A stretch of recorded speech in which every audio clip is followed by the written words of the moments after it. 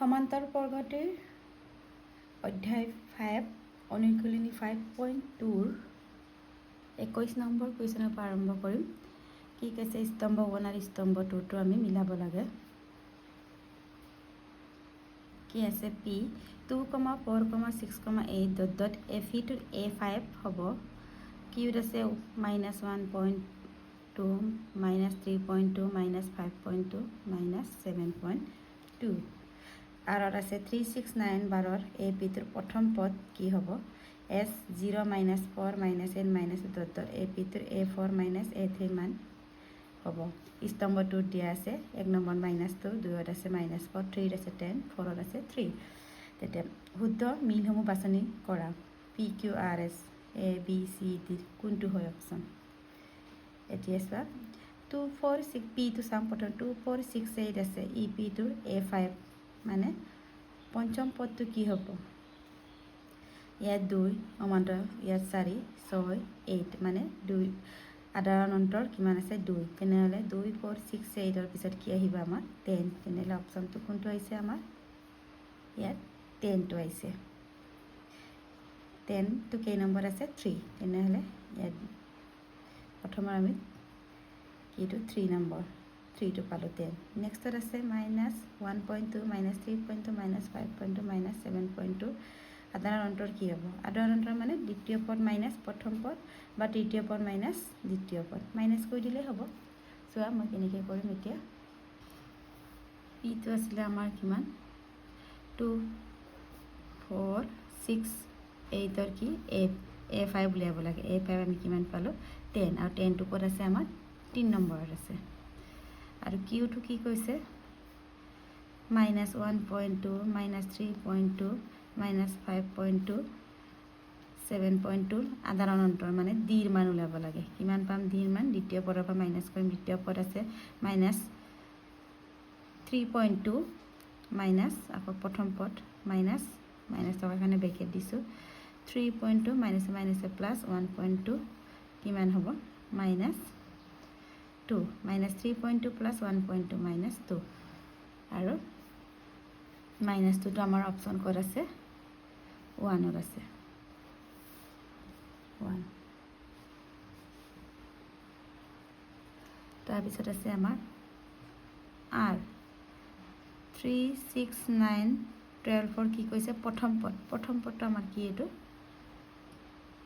প্ৰথম পদ 3 তেনেহ'লে 3 টো ক'ত আছে আমাৰ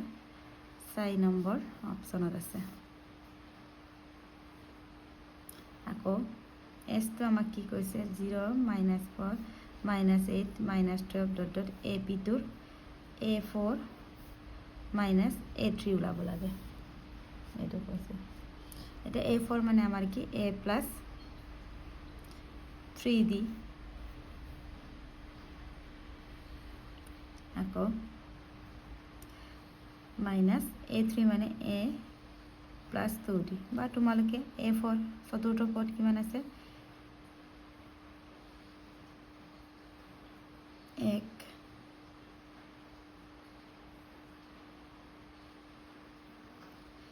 2 3 4 A4 কিমান আছে এইটো নিলিখাকৈ আমি ডাইৰেক্ট A4 টো আমাৰ কিমান আছে -12 আকৌ -A3 ৰ ভেলু -8 কিমান হ'ব -12 মাইনাছে প্লাছ -12 প্লাছ 8 -4 এই -4 টো অপশ্যন ক'ত আছে আমাৰ 2ত আছে তেনেহ'লে আমাৰ কি হ'ল PQRS আছে আমাৰ তেনেহ'লে P টো আমি কিয়ত পাইছিলোঁ 3 আকৌ Q টো 1 আকৌ R টো 4 আৰু S টো আমি 2 এই অপশ্যনটো আমাৰ ক'ত আছে 3142 অপশ্যনটো আমাৰ বিত আছে তেনেহ'লে এনচাৰ কি হ'ব আমাৰ বি এইটো।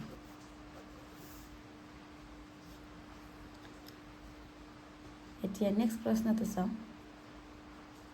22 নম্বৰ তলত দিয়া কোনবোৰ উক্তি শুদ্ধ বা অশুদ্ধ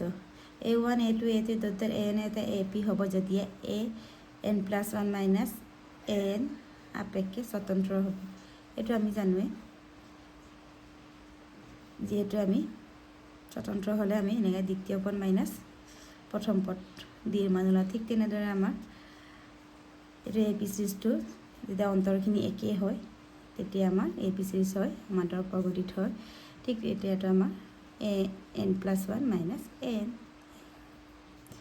এতিয়া anতকৈ ডাঙৰটো আমাৰ n+1 হয় আৰু মাইনাছ an হ'লে আমাৰ ইয়াৰ পৰা কি ওলাব পাৰে, সাধাৰণ অন্তৰত ওলাব পাৰে। এইটো আমাৰ স্বতন্ত্ৰ উদ্ধ হয়। নেক্সট আকৌ কিউত আছে a1 a2 a3 a4 dot an সমান্তৰাল সাধাৰণ অন্তৰত d হ'লে ap minus a q equal p minus q d। এইটো আমাৰ শুদ্ধ। আৰটো এটা সমান্তৰাল প্ৰকৃতিৰ প্ৰথম পদ a সাধাৰণ অন্তৰত d হ'লে nতম পদ an হ'লে আমাৰ an equal to a plus n minus 1d। এইটো আমাৰ সত্য। তেনেহ'লে কোনটো অপশ্যন হ'ব? এ পি অসত্য, কিউ আৰু আৰ সত্য, বি পি আৰু কিউ সত্য, আৰ অসত্য, চি পি কিউ আৰ আটাইকেইটা সত্য, ডি পি কিউ আৰ আটাইকেইটা অসত্য। তেনেহ'লে আমাৰ তিনিটাই আমাৰ শুদ্ধ আছিলে যিহেতু, তেনেহ'লে চি পি কিউ আৰ আটাইকেইটা আমাৰ সত্য। মানে ক'ত পৰিছে আমাৰ চি 22 চিত আছে আমাৰ পি কিউ আৰু আৰ আটাইকেইটা সত্য।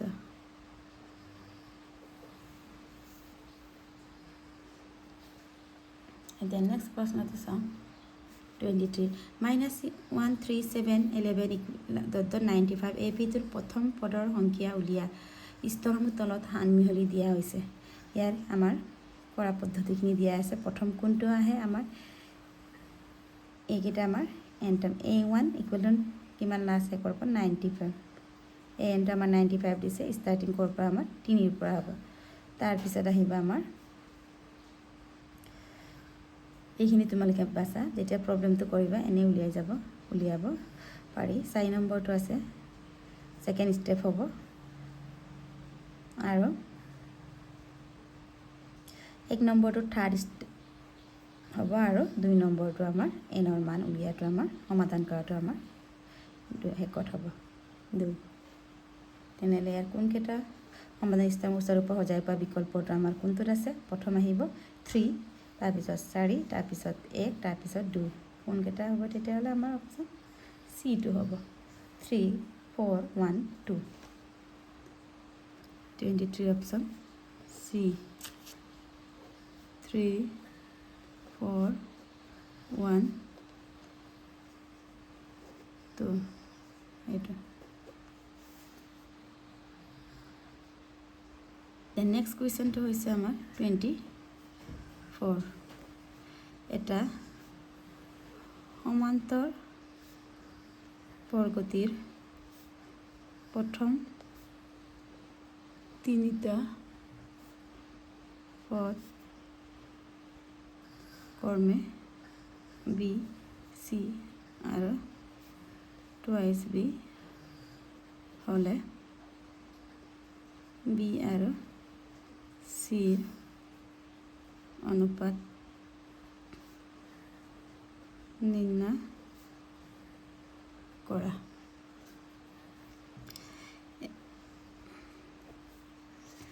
এতিয়া আমাৰ সমান্তৰ এ বি চি যদি সমান্তৰ প্ৰগতিত থাকে তেতিয়া আমাৰ কি আছিলে ফৰ্মুলাটো? সমান্তৰ মাধ্যটো 2b equal to a plus C. এইটো আছিলে আমাৰ 2b equal to a plus C.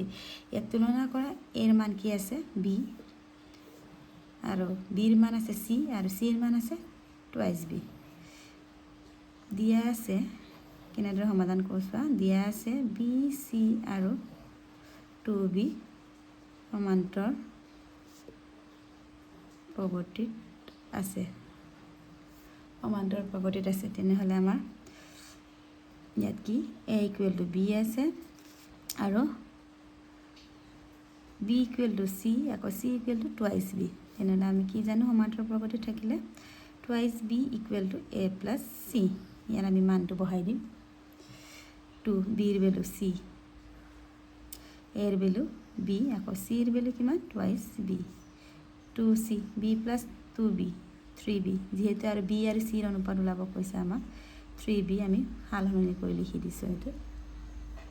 এতিয়া কিমান হ'ব?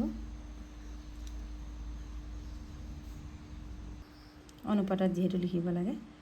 b/c ইকুৱেল টু 2/3 এতেকে b অনুপাত b/c ইকুৱেল কি হ'ব 2:3 এইটো আমাৰ এনসাৰ এনেদৰে আমি সমান্তৰাল প্ৰকৃতিত থাকিলে উলিয়াব লাগে নেক্সট এতিয়া 25 প্ৰশ্নটো তিনি অংক বিশিষ্ট এই ধনাত্মক সংখ্যাৰ অংক তিনিতে AP গঠন কৰে আৰু ইহঁতৰ সমষ্টি 15 অংক কেইটা ওলোটাই পোৱা সংখ্যাটো মূল সংখ্যাতকৈ 594 কম সংখ্যাটো নিৰ্ণয় কৰা বুলি কৈছে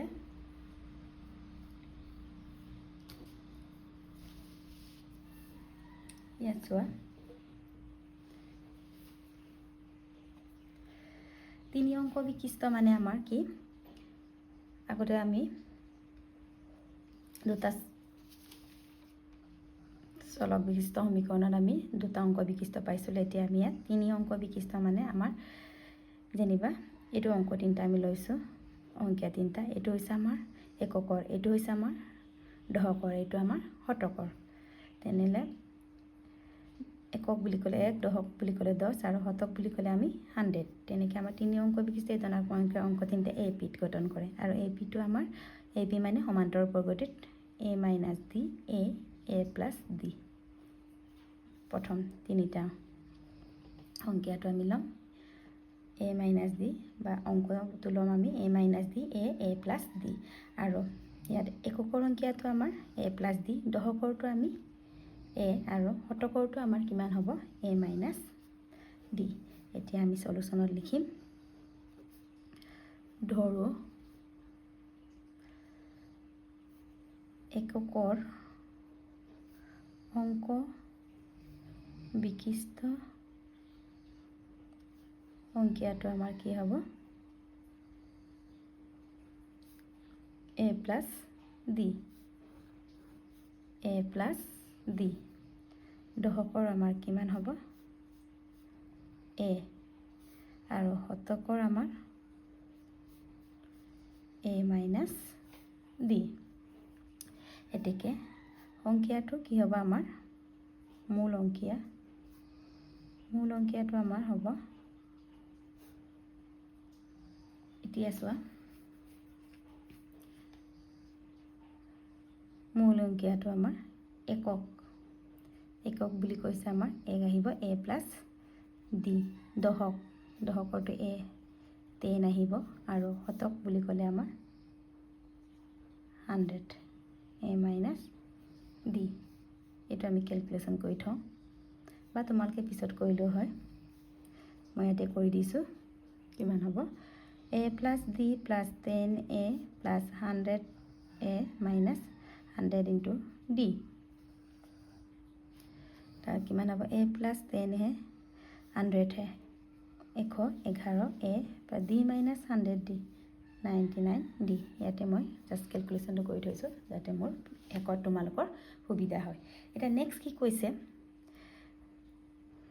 গঠন কৰে আৰু ইহঁতৰ সমষ্টি 15 ইহঁতৰ সমষ্টিটো কি বোলে 15 বুলি কৈছে আৰু অংককেইটা ওলোটাই পোৱা সংখ্যাটো অংককেইটা আমি এইকেইটা পাইছোঁ আকৌ আমি ওলোটাকৈ লিখিম আৰু ওলোটাকৈ লিখিলে মূল অংকটো 594 কম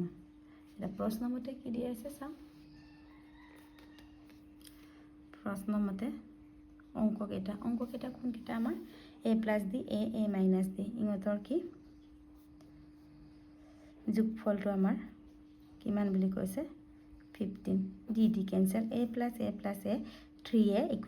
15 A = 15/3 কিমান হ'ব A = 5 এইটো আমাৰ এৰ মান পালো আমি আকৌ কি কৈছে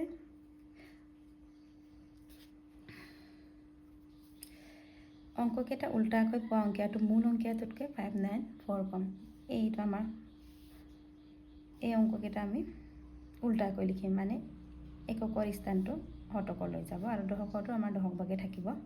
যেহেতু আমি এইটো উল্টা কৰিব নোৱাৰোঁ এইটো উল্টা কৰিলে এই 100টো এককলৈ আহিব আৰু এককৰ এই 1 যে একো নিলিখিলে 1 আমি একক বুলি ক'লে 1 বুলি জানো 1টো আমি শতকলৈ যাব উল্টাকৈ লিখিলে মূল সংখ্যাটো আমাৰ যিহেতু ক্যালকুলেশন কৰি থৈছে এইটো পাইছিলোঁ ইয়াৰ লগত কি মাইনাস কম মানে মাইনাছ হ'ব 594 কম আকৌ কি কৈছে উলোটাকৈ লিখিম আমি 100 a plus d 10a plus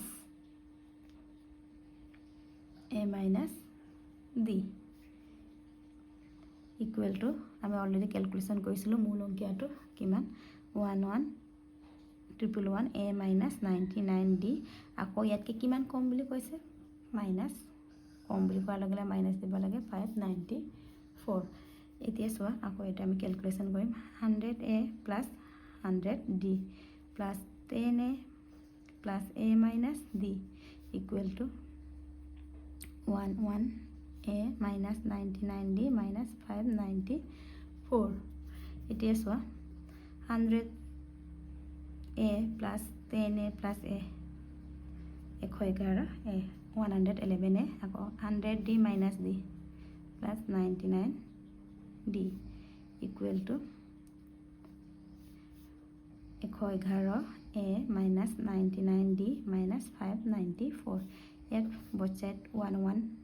a আছে ক্যান্সেল গল এটা 99d minus এফালে আহিলে আমাৰ প্লাস হল minus 594 99d plus 99d কিমান হ'ব আমাৰ 198d equal to minus 594 the d equal to minus 594 by 198 কিমান টাইম যাব তিনিবাৰ তেনেহলে d equal to minus 3 এতিয়া d এৰ মান পালো -3 এৰ মান পালো 5 এতিয়া আমাক প্ৰশ্নটো কৈছিল অংকিয়াটো নিৰ্ণয় কৰা বুলি কৈছে আমি অংকিয়াটো এটা কি পাইছিলো এটিকে অংকিয়াটো যেটো অংকিয়াটো আমাৰ 11 111a minus 99d 111a minus 99d ইয়াত আমি মানখিনি বহাই দিম a এর মান কিমান আছে 5 minus 99 d এর বিলো আমাৰ কিমান আছে -3 এতিয়া আমি ক্যালকুলেশন কৰিম 111 into 5 555 555 minus minus plus 9 3 is 27 27 20 298 এটা প্লাস করা আমার কিমান হবে 5 plus 7 12 9 plus 5 14 আকৌ ব্যালেন্স ওয়ান আছে 15 আকৌ 5 plus 2 7 8 852 এইটোৱে আমাৰ এনসাৰ প্ৰথমৰ পৰা ভালকৈ চাই লোৱা এই প্ৰশ্নটো বহুত ইম্পৰ্টেন্ট হয় তোমাক নতুন কিতাপত নতুনকৈ অনিবিষ্ট কৰা হৈছে